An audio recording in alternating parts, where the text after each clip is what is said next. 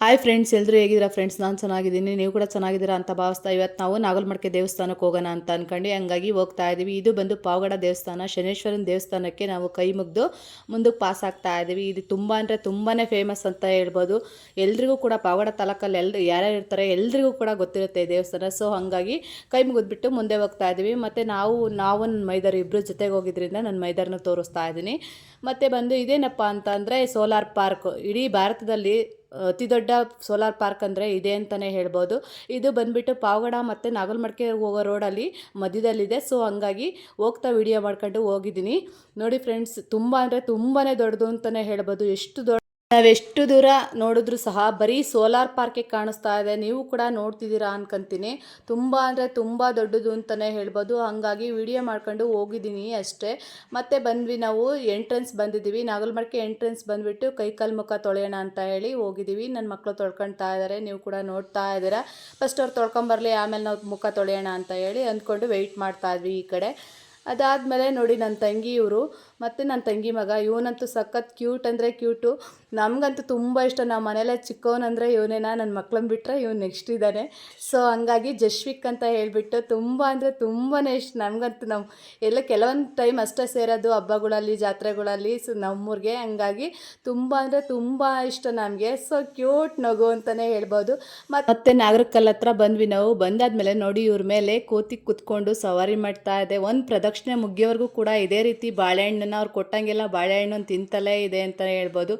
ಇಲ್ಲೇನಪ್ಪ ಅಂದರೆ ಕೋತಿಗಳು ತುಂಬ ಜಾಸ್ತಿ ಅಂತ ಹೇಳ್ಬೋದು. ಯಾಕೆಂದರೆ ಬಾಳೆಹಣ್ಣು ಚೆನ್ನಾಗಿ ಸಿಗುತ್ತೆ. ಮತ್ತು ಜನರು ಕೂಡ ಅಷ್ಟೇ, ಪ್ರತಿದಿನ ಭಕ್ತಾದಿಗಳು ಬರೋದ್ರಿಂದ ಅವಕ್ಕೆ ಭಯನೇ ಇಲ್ಲ ಒಂದು ರೀತಿ ಅಂತ ಹೇಳ್ಬೋದು. ಹಂಗಾಗಿ ನಾವು ಕೂಡ ಜನರೆಲ್ಲ ನೋಡ್ತಾ ಇದ್ದಲ್ವ, ನಾವು ನೋಡ್ತಾ ಒಂದೆರಡು ಕ್ಲಿಪ್ಪಿಂಗನ್ನು ತಗೊಂಡಿದ್ದೀನಿ ಅಷ್ಟೇ. ನೋಡಿ ಬಾಳೆಹಣ್ಣು ತಿಂತಲೇ ಇದೆ ಕೋತಿ. ತಿಂದಾದ್ಮೇಲೆ ಸ್ವಲ್ಪ ಹೊತ್ತಾದಮೇಲೆ ಇಳಿದು ಹೋಯಿತು. ಅವಣ್ಣು ಪ್ರದಕ್ಷಿಣೆ ಕೂಡ ಮುಗೀತು. ಅದಾದಮೇಲೆ ನಾವು ಕೂಡ ದೇವಸ್ಥಾನದೊಳಗೆ ಎಂಟರ್ ಆಗ್ತಾ ಇದ್ದೀವಿ. ನನ್ನ ನನ್ನ ಮಕ್ಕಳು ಮತ್ತು ನಮ್ಮ ಮನೆಯವರು ಕೂಡ ಎಂಟರ್ ಆದರೂ ಪ್ರಸಾದ ತೊಗೊಂಡು ಬರ್ತೀವಿ ಅಂತ ಅಂದರು. ನಾನು ಆ ಟೈಮಲ್ಲಿ ವೀಡಿಯೋ ಮಾಡ್ಕೊಳ್ತಾ ಇದ್ದೀನಿ. ನನ್ನ ತಂಗಿ ಕೂಡ ಸ್ವಲ್ಪ ಹೊತ್ತು ಕುತ್ಕೊತೀನಿ, ಆಮೇಲೆ ನಾವಿಬ್ಬರು ಹೋಗಿ ಬರೋಣ ಅಂತಂದರು. ಸೊ ಹಾಗಾಗಿ ನಾವಿಬ್ಬರು ಅವ್ರು ಬಂದಾದ್ಮೇಲೆ ಹೋಗೋಣ ಅಂತ ಹೇಳಿ ಸುಮ್ಮನಾದ್ವಿ. ಈ ದೇವಸ್ಥಾನದ ಇನ್ನೊಂದು ವಿಶೇಷ ಅಂತ ಏನಪ್ಪ ಅಂತಂದರೆ, ಕಿವಿ ಸೋರ್ತಿರುತ್ತಲ್ವ ಕೆಲವೊಬ್ಬರಿಗೆ. ಹಂಗಾಗಿ ಆ ಕಿವಿ ಸೋರೋದು ಕಡಿಮೆ ಆದರೆ ಅಥವಾ ನಿಂತರೆ ನಾವು ಈ ದೇವಸ್ಥಾನಕ್ಕೆ ಬರ್ತೀವಿ ಅಂತ ಹರಕೆ ಮಾಡ್ಕೊಂಡಿರ್ತಾರೆ. ಅದು ಕೂಡ ಇಲ್ಲಿ ಪದ್ಧತಿ ಇದೆ. ಮತ್ತು ಪರಿಹಾರ ಕಂಡ್ಕೊಂಡಿರೋರು ಕೂಡ ಇದ್ದಾರೆ. ಯುವಕ ಯುವತಿಯರು ಯಾರೇ ಆಗಲಿ ಮದುವೆ ಆಗಿಲ್ಲದೆ ಇರ್ತಾರಲ್ಲ, ಅವ್ರಿಗೆ ಮದುವೆ ಆಗಬೇಕು ಅಂತ ಅಂದ್ಕೊಂಡಿರ್ತಾರೆ, ಆದರೂ ಆಗಿರಲ್ಲ.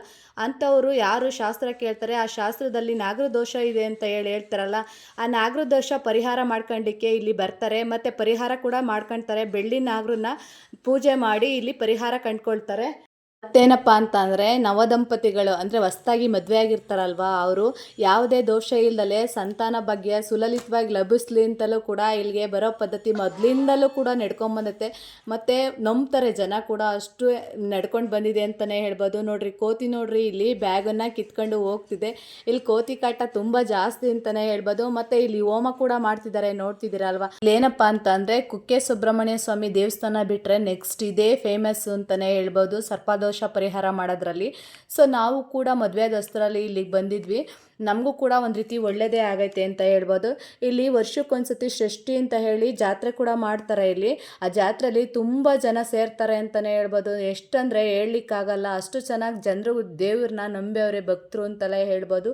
ಮತ್ತೇನಪ್ಪ ಅಂದರೆ, ನಾವು ಪೂಜೆ ಮುಗಿಸ್ಕೊಂಡು ದೇವಸ್ಥಾನದಿಂದ ಹೊರಗಡೆ ಬಂದ್ವಿ, ನಾಗರಕಲ್ಲಿಗೆ ಪೂಜೆ ಮಾಡೋಣ ಅಂತ ಹೇಳಿ. ಹಂಗಾಗಿ ಧನ್ವಿ ಫಸ್ಟ್ ಪೂಜೆ ಮಾಡಲಿ ಅಂತ ಹೇಳಿ ಧನ್ವಿ ಪೂಜೆ ಮಾಡ್ತಾ ಇದ್ದಾನೆ. ಈಗ 2 ಕಾಯಿ ತೊಗೊಂಬಂದಿದ್ವಲ್ಲ, ಇಬ್ಬರು ಗಲಾಟೆ ಮಾಡ್ತಾರೆ ಅಂತ ಹೇಳಿ ಯಾವಾಗಲೂ ಅಷ್ಟು ಯಾವುದೇ ದೇವಸ್ಥಾನಕ್ಕೆ ಹೋಗಲಿ 2 ಕಾಯೇ ತಗೊಂಡೋಗೋದು.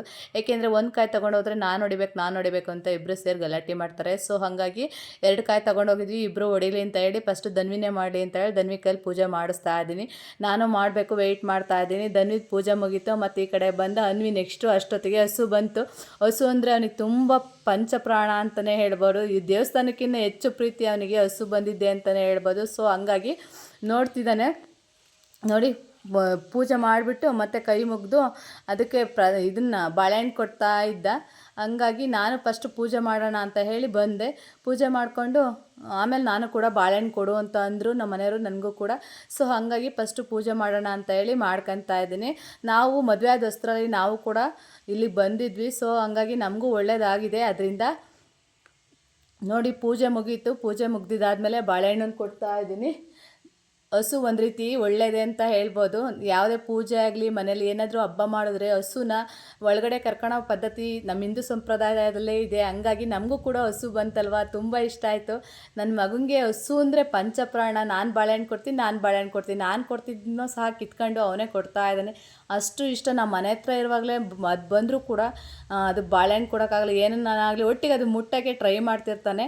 ಸೊ ಅದಾದಮೇಲೆ ಏನಪ್ಪ ಅಂತಂದರೆ, ಈ ದೇವಸ್ಥಾನದ ಮುಂಭಾಗದಲ್ಲಿ ಉತ್ತರ ಪಿನಾಕಿ ನಿಂತ ನದಿ ಕೂಡ ಹರಿಯುತ್ತೆ. ಅದನ್ನ ಒಂದೆರಡು ವಿಡಿಯೋ ಮಾಡ್ಕೊಳ್ಳಿಲ್ಲ, ಸೊ ಮಿಸ್ ಆಗಿ ಮರೆತು ಬಿಟ್ವಿ ಅಂತಲೇ ಹೇಳ್ಬೋದು. ಮತ್ತು ನಾವು ಕೂಡ ಬರಬೇಕಾದ್ರೆ ಪ್ರದಕ್ಷಿಣೆ ಹಾಕಿ ಈ ನಾಗರಕಲ್ಲಿಗೆಲ್ಲ ನಾವು ಹೊರಡೋಣ ಅಂತ ಹೇಳಿ ಅಂದ್ಕೊಂಡ್ವಿ. ನನ್ನ ಮೈದರು ಬಂದರು ದೇವಸ್ಥಾನದಿಂದ ಈ ಹೊರಗಡೆ.